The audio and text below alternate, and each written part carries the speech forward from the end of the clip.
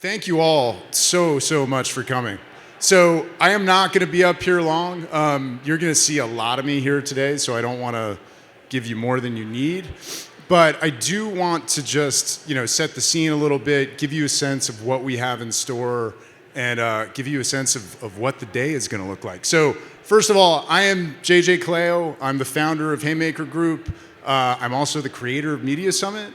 And about a year ago, we did a panel with Peter Kafka and Sarah Fisher, who are going to be on here on stage later today.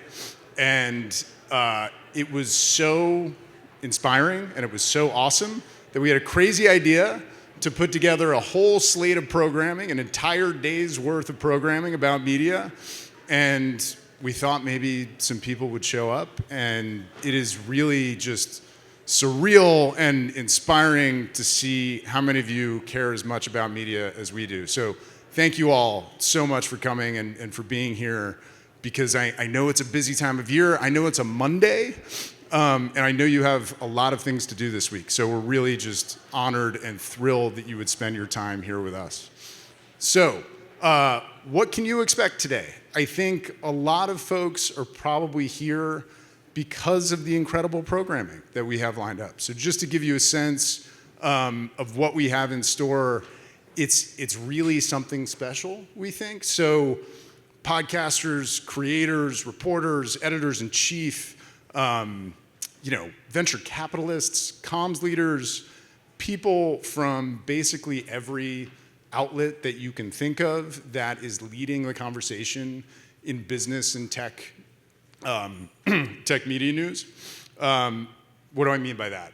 New York Times, Wall Street Journal, Axios, The Information, TechCrunch, Business Insider, The Verge. I could go on, but just a really incredible group of people. And it's not just an incredible group of people on stage.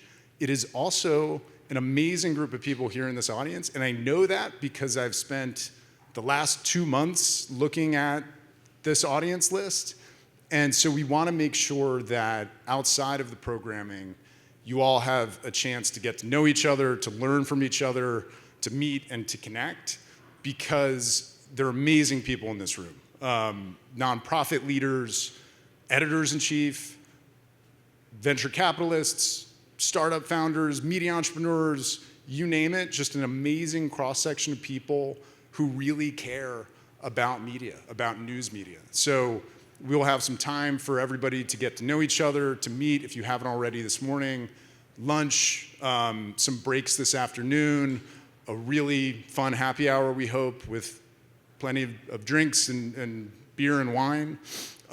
So I hope you all stick around, and I hope you get to enjoy all of that. I'm going to get one topic out of the way because I think it's really important. And I think a reasonable question that some of you might have is, why put together a conference devoted to news media, traditional news media, today, when I think it is undeniable that industry is facing probably the most difficult environment it has ever faced in the modern era. And what do I mean by that? I think we all have a decent understanding. It's kind of in the air. But what I mean by that is trust in news media has declined precipitously over the last decade and basically reaches an all-time record low every year. It did this year. It did the year before. It may break another record again next year. So that is a real headwind. Podcasts, YouTube, social media, all of these different platforms that you're very familiar with, they are eating away at the power and at the attention that traditional news media once commanded. And we also just had an election. And I think a big part of the conversation in the aftermath of that election is about the fact that traditional media did not play quite a big a role as it's used to playing in terms of the outcome there. And non-traditional media, podcasts, YouTube, social media, are clearly starting to take some of that power away from what news media once took for granted. And so this is not doom and gloom up here, but I think we do have to be clear-eyed about what's going on in the industry, But I think that there is still very much a reason to be hopeful. And I think you will hear that not just from me, but from a lot of folks on stage here today. And I think a big part of the reason for that hope is just the craft of journalism and what that is. And what I mean by that is journalism is a process. It is something like the scientific method. It is a process to get at something akin to the truth, to find information that is accurate and to distribute it out to audiences faithfully. And I have been a part of newsrooms, and I can tell you they're not perfect, but they are by and large filled with people who genuinely want to get things right and who are trained to really try and get things right and to check facts. And whatever you think about social media, whatever you think about YouTube, it's not happening there. It just is not happening. And so I think this craft has real enduring value, and we are really gonna miss it if it ever goes away, God forbid.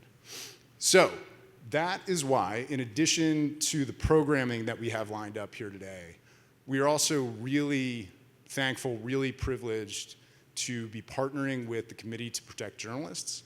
And so Lucy Westcott, who is their emergencies director, is going to be here on stage in just a bit talking about the incredible work that they do, both here in the United States and around the world, in making sure that the craft of journalism can continue to be practiced.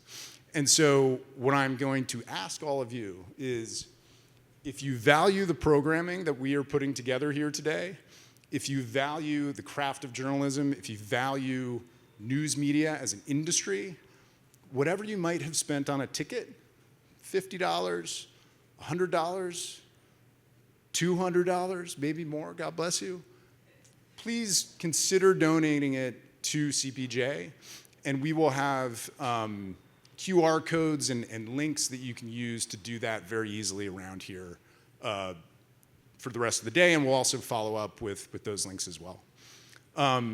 So with that, I promise to keep this relatively short, and I will, but I want to thank you all again for coming and spending time with us. And I also am very happy to introduce our first panel of the day, which I think is an incredible one.